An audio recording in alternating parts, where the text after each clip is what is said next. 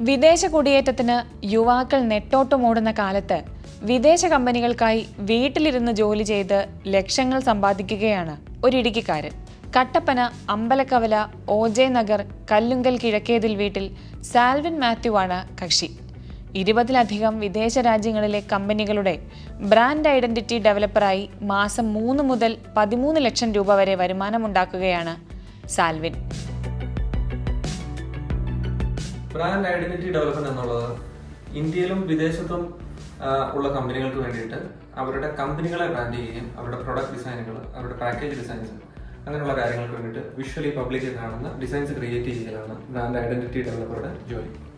വ്യാവസായിക അടിസ്ഥാനത്തിൽ നിർമ്മിക്കപ്പെടുന്ന കമ്പനികളോ ബ്രാൻഡുകളോ അവയുടെ ഓഡിയൻസിന് വേണ്ടിയിട്ട് ആ പ്രൊഡക്റ്റിനെയോ കമ്പനിയോ പരിചയപ്പെടുത്തുന്നതിന് വേണ്ടിയിട്ടുള്ള ഡിസൈനുകളും മറ്റുമാണ് നമ്മൾ മെയിനായിട്ട് ബ്രാൻഡ് ഐഡന്റിറ്റി എന്ന് ഉദ്ദേശിക്കുന്നത്. 8 വർഷം മുൻപാണ് സാൽവിൻ ബ്രാൻഡിംഗ് രംഗത്തേക്ക് കടക്കുന്നത്. ഈ ഒരു മേഖല തിരഞ്ഞെടുക്കാനുള്ള കാരണം എനിക്ക് വളരെ വർഷങ്ങളായിട്ട് തന്നെ ആർട്ട് റിലേറ്റഡ് കാര്യങ്ങളിൽ ഞാൻ വളരെ ഇൻട്രസ്റ്റഡ് ആയിരുന്നു. അങ്ങനെ ഗ്രാഫിക് ഡിസൈനിങ്ങിലേക്ക് വരികയും ഗ്രാഫിക് ഡിസൈനിങ്ങിൽ ഞാൻ ബ്രാൻഡിങ്ങിൽ സ്പെഷ്യലൈസ് ചെയ്യുകയാണ് ചെയ്തത്. ഇപ്പോൾ ഒരു 14 വർഷമായിട്ട് ഞാൻ ഈ പ്രൊഫഷനിലുണ്ട്.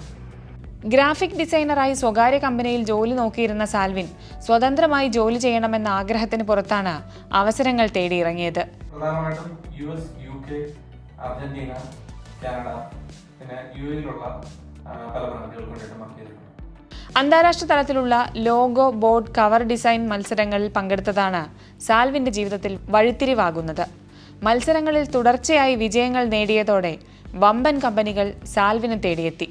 തിരക്ക് കൂടിയതോടെ വിദേശ കമ്പനിയിൽ ഓപ്പറേഷൻസ് മാനേജറായിരുന്ന ഭാര്യ മരിയ എബ്രഹാമും ജോലി രാജിവെച്ച് സഹായത്തിനെത്തി.